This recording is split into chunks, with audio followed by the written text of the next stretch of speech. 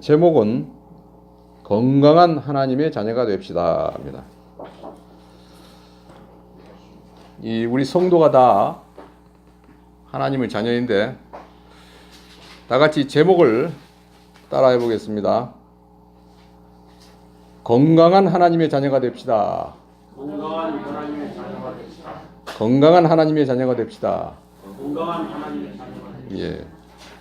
여기 오늘 말씀에 네 가지로 말씀을 전하려고 그러는데, 첫째는 예수님께서 이 중풍병자를 고치셨는데 이 진리가 너무 중요하기 때문에 마태복음 9장 1절로 8절에도 같은 내용이 기록되어 있습니다. 또 누가복음 5장 25절로 26절에도 같은 내용이 기록되어 있습니다. 여러분이 많이 들었던 성경일 겁니다. 왜 예수님이 중풍병을 고친 것이 중요한가? 이 중풍병자는 죄인을 상징합니다. 이 중풍병자가 중풍병에 걸려서 사람 노릇을 제대로 하지 못하잖아요. 중풍병에 걸리면은 뭐 직장을 가질 수 있겠어요? 뭐 사업을 할 수 있겠어요?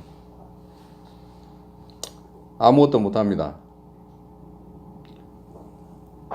이 중풍병자는 마비된 사람이라는 그런 뜻인데, 제대로 사람 구실도 할 수 없고 걸을 수도 없고 일도 할 수 없습니다. 이 중풍병자가 아주 불행한 사람으로 이렇게 살고 있는데 예수님이 이 중풍병을 고쳐주어서 건강한 사람으로 살게 됩니다. 이것은 곧 예수님이 이 세상에 오셔서 죄인들을 구원해서 건강한 하나님의 자녀가 되게 한다는 진리를 우리에게 가르쳐 주시는 것입니다. 그래서 우리는 첫째, 죄인이 믿음으로 죄사함을 받아야 된다 하는 것입니다. 두 번째는 하나님의 말씀을 순종해야 건강한 하나님의 자녀가 된다 하는 것입니다.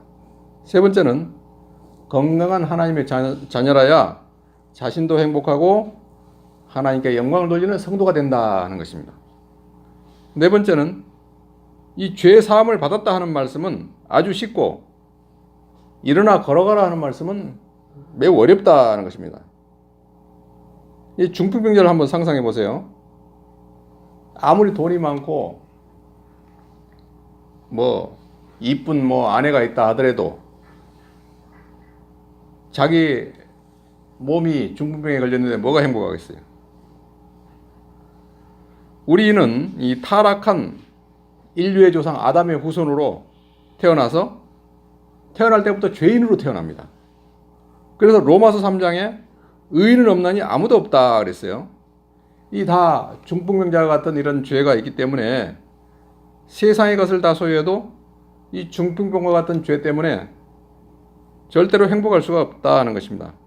그 증거가 솔로몬은 왕의 아들로 태어나서 왕자였고 왕이 돼가지고 40년 동안 왕자리에 있었습니다. 돈이 얼마나 많았던지 밥을 먹을 때도 금그릇으로 식사를 했어요. 또 처와 첩이 1000명이나 거느리고 있었습니다. 그러나 그가 말년에 죽음을 앞두고 전도서에 말씀하는 것과 같이 헛되고 헛되니 모든 것이 헛되도다 그랬습니다. 우리가 어떻게 해야 이 건강한 성도가 되겠느냐? 첫째가 믿음으로 죄사함을 받아라 하는 것입니다. 5절에 예수께서 그들의 믿음을 보시고 중풍병자에게 이르시되 작은 자야 내 죄사함을 받았느니라 하시니. 여기 사람들이 예수님이 지금 성경을 가르치고 계시는데 너무나 사람이 많아가지고 들어갈 수가 없어요. 들어갈 수가 없으니까 이 중풍병자가 소문을 들었어요. 소문을 들으니까 참 예수라는 선생님이 병을 잘 고치신다 하더라. 그래서 내 중풍병은 참 어떤 의술로도 고칠 수 없는데 그 예수님이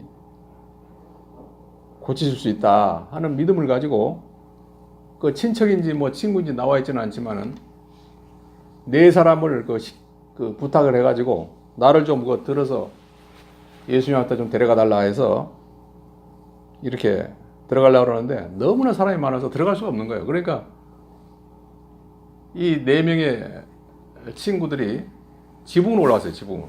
그 이스라엘 그 건물은 지붕이 평평합니다.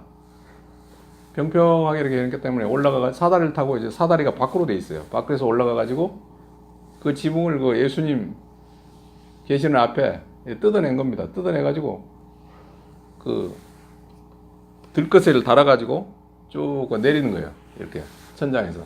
예수님 앞에 딱 내려왔어요. 예수님께서 그걸 보시고 그 믿음을 보시고 참 이렇게까지 병을 고치라는 간절함이 있구나 해서 그 중풍병자에게 이르시되 작은 자야 내 죄사함을 받았니라 이렇게 말씀을 해주시니까 즉시 나와버렸어요. 이 모두가 다 죄인인데 우리가 이 죄사함 받는 것이 가장 급선무입니다. 그래서 이 무슨 믿음을 보셨느냐? 죄를 회개하는 믿음을 보셨다 하는 것입니다.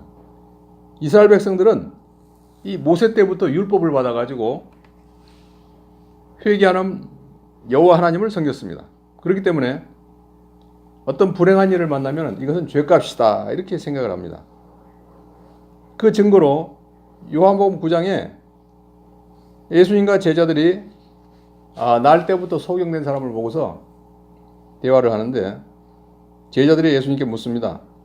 이 사람이 날 때부터 이 소경이 됐는데 이것이 자기 죄 때문입니까? 부모의 죄 때문입니까? 이렇게 물어봤어요. 그래서 예수님께서 이것은 하나님의 영광을 위해서 드러내기 위해서 이렇게 날 때부터 소경이 됐다 했습니다. 하나님의 영광을 위해서 이렇게 됐다. 어떤 그 전도사님이 신혼 때 결혼해가지고 자식을 낳았는데 정신지체가 태어났대요.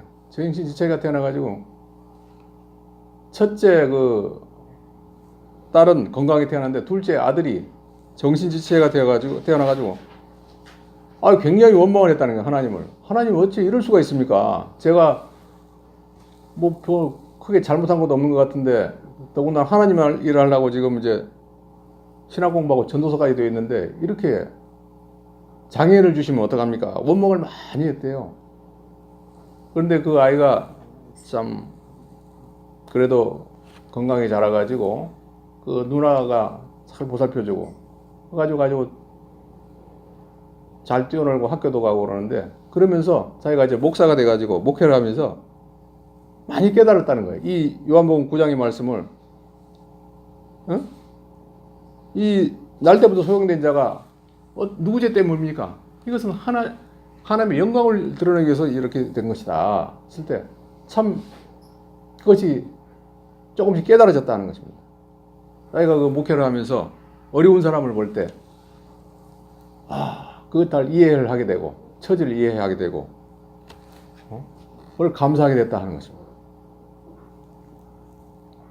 이 중풍병자도 내가 다른 사람보다 자기를 모를지라도 어떤 죄값으로 이 중풍병이 들었는데 내가 중풍병을 고치려면은 내가 죄를 회개하지 않고는 안 되겠구나 하고 죄를 철저히 회개하면서 예수님께 나간 것이 분명합니다.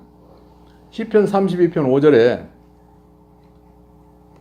죄인이 회개할 때 하나님이 용서해 주신다고 말씀하고 있습니다. 내가 이르기를 내 허물을 여호와께 자복하리라 하고 주께 내 죄를 아뢰고 내 죄악을 숨기지 아니하였더니 곧 주께서 내 죄악을 사하셨나이다.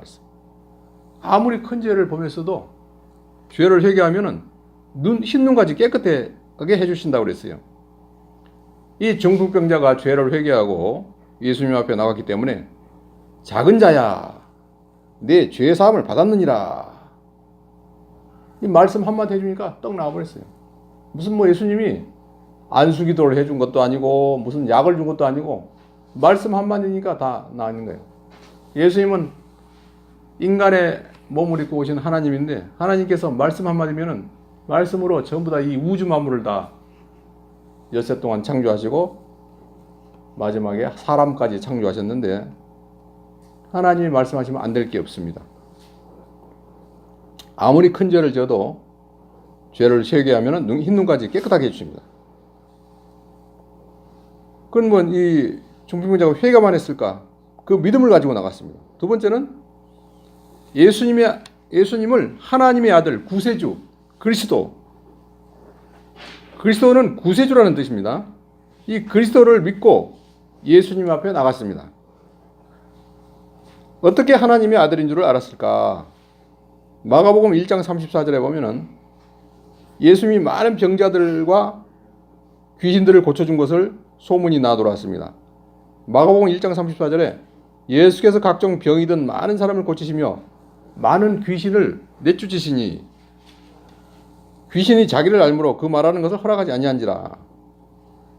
마가복음 1장 40절에서 보면은 한 나병 환자가 예수께 와서 꿇어 엎드려 간구하여 이르되 원하시면 저를 깨끗하게 하실 수 있나이다. 예수께서 불쌍히 여기사 손을 내밀어 그에게 대시며 이르시되 내가 원하노니 깨끗함을 받으라 하시니 곧 나병이 그 사람에게서 떠나고 깨끗해진지라. 이런 그 문둥병이나 이런 귀신을 내쫓는다는 그런 소문을 듣고 이 중풍병자가 예수님을 직접 만나지 않았지만은 예수님은 하나님의 능력으로 이런 병자들을 고치시는구나. 그렇다면 하나님의 아들이 분명하다 이렇게 알았습니다. 시편 2편 7절에 내가 여호와의 명령을 전하노라 여호와께서 내게 이르시되 너는 내 아들이라 오늘 내가 너를 낳았도다 그랬어요. 내가 너를 낳았다. 이미 구약 성경에 구원의 하나님이 오시면은 많은 병자들을 고쳐줄 것을 말씀합니다. 이사야 35장 4절 6절에 겁내는 자들에게 이르기를 굳세어라 두려워하지 말라 보라 너희 하나님이 오사 보복하시며 갚아주실 것이라 하나님이 오사 너희를 구하시리라 하라.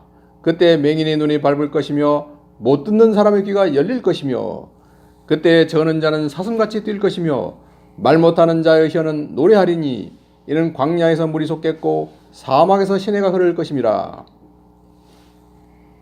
예수님은 하나님의 아들이시다. 이런 말씀을 통해서 중풍병자가 예수님을 하나님의 아들 그리스도라 믿고 내 중풍병이 현재 의술로는 못 고치지만은 내가 예수님 앞에 나가면 나를 분명히 고쳐주실 것을 믿고 예수님을 찾아간 겁니다. 스스로 못 찾아가니까 친구나 친척을 동원해가지고 자기를 그 예수님 앞에 데려다 달라고 그래서 데리고 왔어요. 그런 믿음이 없었다면은 이렇게 힘들게 찾아가지 않았을 거예요. 그거 찾아가려다가도 뭐 인산이라도 들어갈 수가 없으면 포기하고 그냥 돌아왔을 거예요. 그러나 끝까지 포기하지 않고 지붕을 뜯고라도 그냥 그 내려가지고 끝끝내 예수님을 만났습니다.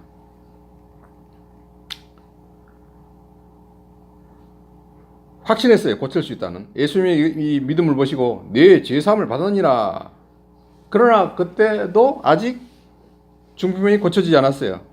우리가 믿음으로 영생을 얻고 하나님의 자녀가 되었다고 해서 다 건강한 하나님의 자녀는 아닙니다. 이 믿음으로 죄사함을 받았다 해도 아직도 이 중풍병자와 같은 병을 고쳐야 하나님의 자녀가 되는 것입니다. 죄사함을 받은 다음에 어떻게 해야 이 건강한 하나님의 자녀가 된다는 것을 여기 보여주시고 있습니다. 죄사함을 받은 후에 중풍병이 그대로 있는 이 작은 자에게 내 자리를 들고 걸어가라 했습니다. 지금 중풍병자에게 예수님께서는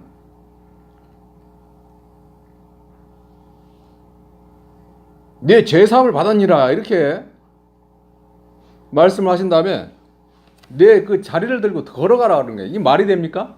이 중풍병자가 어떻게 그 침상을 들고 걸어가요? 그러나 이 믿음이라는 것은 상식이 안 맞아도 과학적으로 안 맞아도 그냥 순종하고 거기 순종하면은 이루어지는 거예요. 기적이 일어나는 겁니다.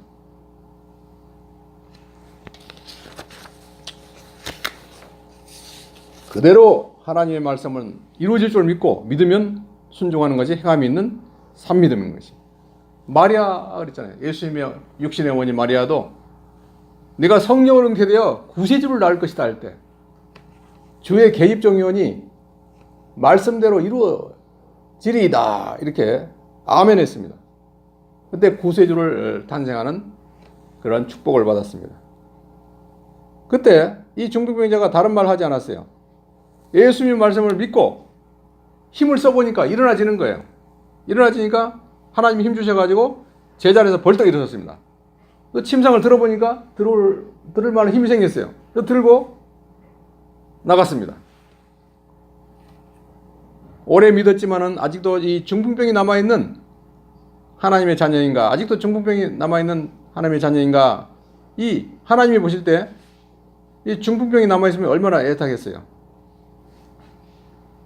아멘? 예. 세 번째는 건강한 성도가 되어야 하나님께 영광 돌리고 자신도 행복하다는 것입니다. 예수님 말씀을 순종하니까 순간적으로 중풍병이 나갔습니다. 놀라운 은혜를 체험한 거예요. 순종하니까 건강한 사람이 된 겁니다. 상상을 해보세요. 너무 좋아서 뭐 찬송을 하면서 하나님께 영광 돌리면서 갔을 겁니다. 누가복음 5장 25절에 그 사람이 그들 앞에서 곧 일어나 그 누웠던 것을 가지고 하나님께 영광을 돌리며 자기 집으로 돌아가니 모든 사람이 놀라 하나님께 영광을 돌리며 심히 두려워하여 이르되 오늘 우리가 놀라운 일을 보았다 하니라.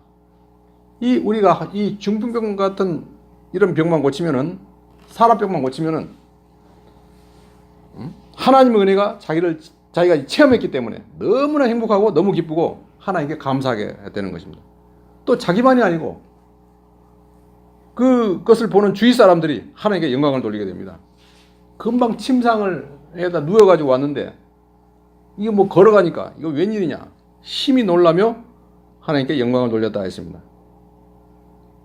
그래서 너희가 먹든지 마시든지 하나님께 영광을 돌려라. 그래서 각자가 이 하나님의 말씀을 순종해서 건강한 성도가 되어야 됩니다.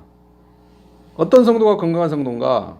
하나님 말씀을 순종한 만큼 하나님께 영광을 돌리고 건강한 성도가 되는 것입니다. 로마서 14장 11절에 하나님의 나라는 먹는 것과 마시는 것이 아니요 오직 성령 안에 있는 의와 평강과 희락이다 그랬습니다. 이로써 그리스도를 섬기는 자는 하나님을 기쁘게 시게 하며 사람에게도 칭찬을 받느니라. 요즘 뭐 전도가 잘 안 되는 여러 가지 이유가 있겠지만은 이 성도는 많은데 건강한 하나님의 성도가 많지 않으니까 하나님이 영광을 드러내지 못하고 빛이 되지 못하고 비난을 받는 성도가 많아서 그렇습니다. 뭐 전도해보면 어떤 분은 예수 믿는 사람한테 돈을 빌려줬다가 멍청 뛰었다 그런 사람도 있고, 하나님께도 칭찬받고 사람들에게도 칭찬을 받아야 됩니다.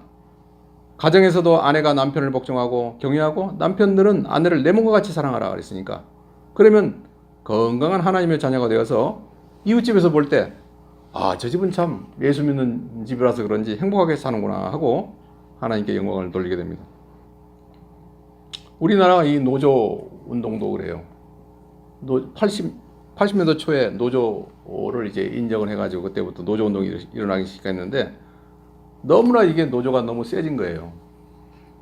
민주노총 귀족노조 3%가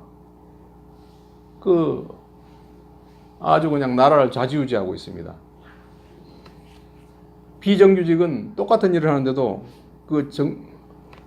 정규직에 반도 못 받는데 이 정규직들이 딱 철밥통으로 해가지고 이렇게 하니까 정규직을 채용 안 하려고 그래요. 그러니까 비정규직만 자꾸 늘어나가지고 이렇게 노동 환경이 어려워지고 기업을 하기 어려워지니까 자꾸 해외로 다 나가는 거예요, 공장이. 그러니까 일자리가 점점 부족해집니다.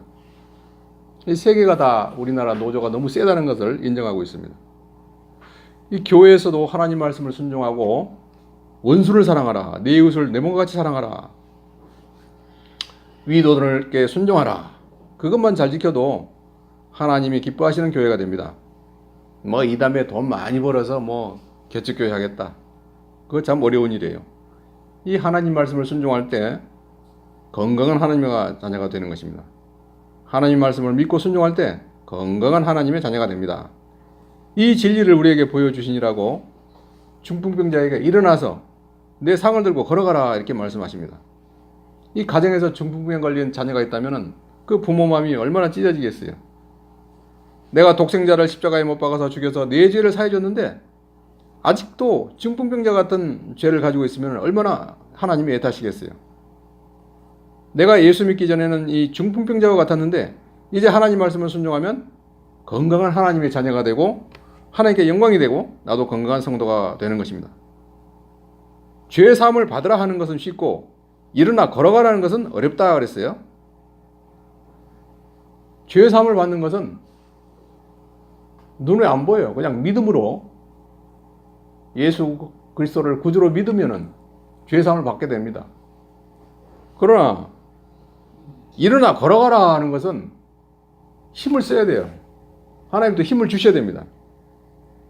힘을 써야 되고 내가 순종을 해가지고 그걸 믿음 보여줘야 되기 때문에 어렵다는 것입니다. 나는 날 때부터 죄인이고 십자가 구속을 통해서 죄를 사해 주셨습니다. 이 믿으면 구원받는 것입니다. 그러나 중풍병을 고친 것은 일어나 걸어라 하는 것은 믿고 순종해서 힘을 쓰니까 일어난 것이에요. 그래서 우리는 순종하는 것을 평생 해야 됩니다. 죄 사함을 받고 구원받은 지 오래가 됐는데 건강한 하나님의 자녀가 되어야 됩니다. 하나님이 보실 때 아직도 너는 중풍병이 남아있구나 하면 얼마나 하나님 마음이 아프시겠어요.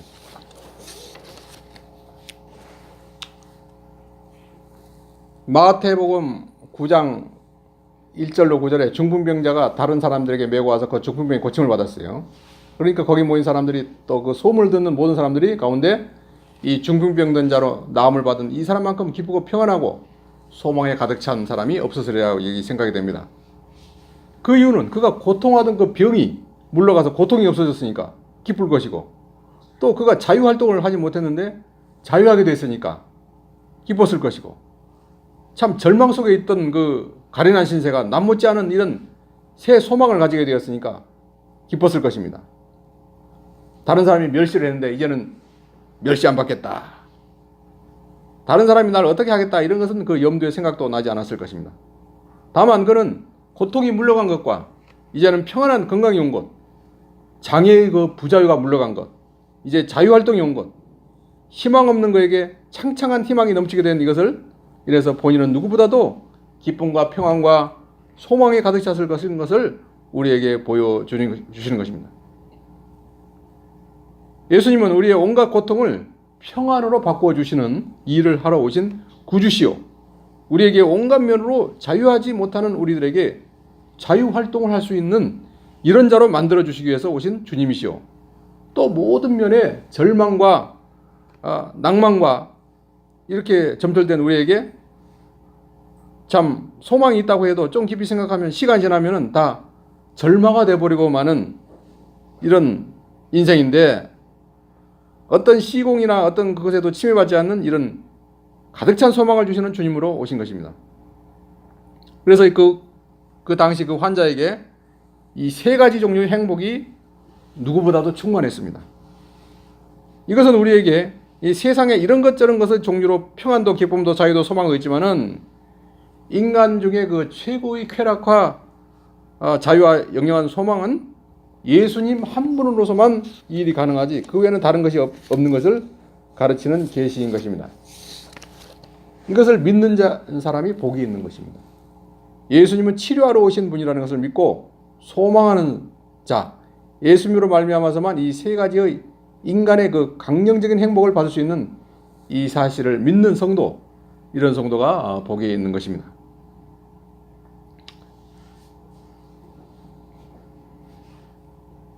그렇지만은 이것보다도 더 귀한 것, 하나님과 나 사이에 가로막혀 있는 것이 튀어지는, 주께서 내가 내 죄를 사하였느니라 이런 말씀하셨어요. 주님과 우리 사이에 막혀 있는 그 담을 갖다가 다 허물어 버렸습니다. 요한일서 1장에 보면은 우리 죄를 고하면 사함을 받는다 말씀했습니다. 이것은 하나님의 진노의 징계가 멈추는 것을 말하는 것이고, 작은 자야 안심하라 하신 주님이 우리의 잘못으로 인해서 주님과의 가로막힌 이것에 대해서 주님이 노를 푸시고 만족시키기 위해서 이제는 너와 나 사이에 가로막힌 것이 없다고 하신 이 참 가치는, 예수님은 큰 일을 하신 것입니다.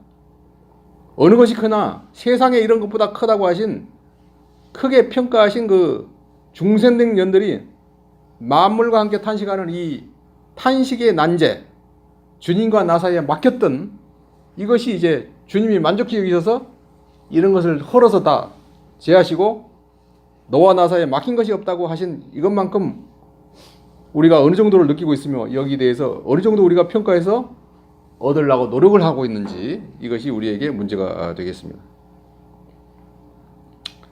이와 같이 우리도 예수님을 믿는다고 하지만은 예수님의 그 아무 신앙의 효력이 없어서 참 믿어봐야 별 수 없는 그런 예수님을 믿으려고 하니까 아무 흥미가 나지 않고 힘이 나지 않고 억지로 주일이 닥치면 참 무거운 짐 같고 벌써 주일 됐네. 또 교회 가야 되겠네. 또 교회 어떤 행사라고 하면 심히 괴로운 참 비국민이 세금 낼 때 닥친 것처럼 이렇게 괴롭게 여기는 우리 신앙생활에 되어 있는 참 그래가지고 안 믿는 사람에게는 조롱이 되고 핍박의 원인이 되고 우리 자신들에게는 실제로 힘을 얻지 못하는 예수님을 믿어서 아무 효력을 보지 못하는 그런 참 가련하고 비참한 그런 자리에 있는 것보다도 예수님을 믿어서 세상 사람이 보기에 아, 저 사람은 참 예수 믿어서 참 저렇게 잘 됐다.